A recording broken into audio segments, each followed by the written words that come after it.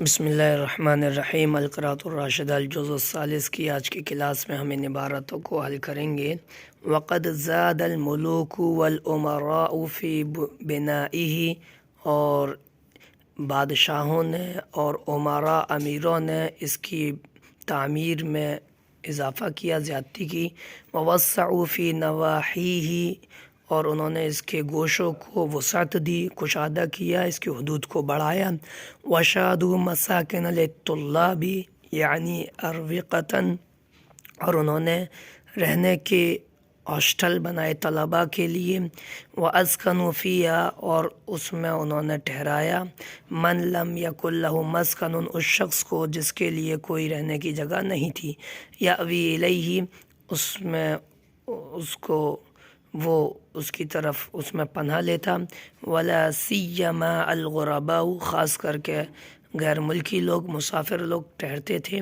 واودعوا فیہا کتب التدریس والمراجعۃ، اور ان لوگوں نے اس میں تدریس کی، درس و تدریس کی کتابیں جمع کیں، اور مراجعہ یعنی مراجع کی کتابیں جمع کیں جو مرجع کی حیثیت رکھتی ہیں۔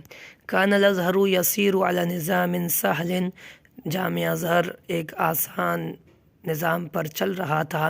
یکاد یکون فطریا، اور وہ فطری نظام پر تھا۔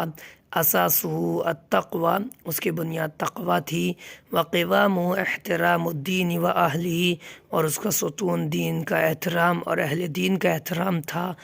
فلم یکن بہ من مظاہر نظامات هذه الایام وتدبیراتها شیء، اور نہیں تھی اس جامعہ ازہر میں آج ان دنوں کے جیسے نظامات اور تدبیریں میں سے کچھ، یعنی آج کا جو نظام ہے ویسا کچھ بھی نہیں تھا۔ کان الطالب یدخل مختاراً، طالب علم جامعہ ازہر میں داخل ہوتا تھا آزاد، بلا قید ولا شرط، بغیر کسی قید کے اور بغیر کسی شرط کے۔ ویختلف، اور وہ مختلف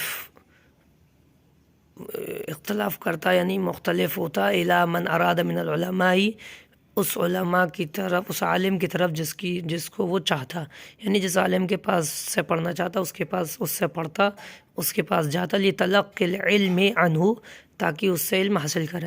ویبقی فی ما شاء، اور وہ باقی رہے اس میں، اس کی مجلس میں، اس عالم کی، جب تک چاہے، ان یبقی، کہ وہ باقی رہے۔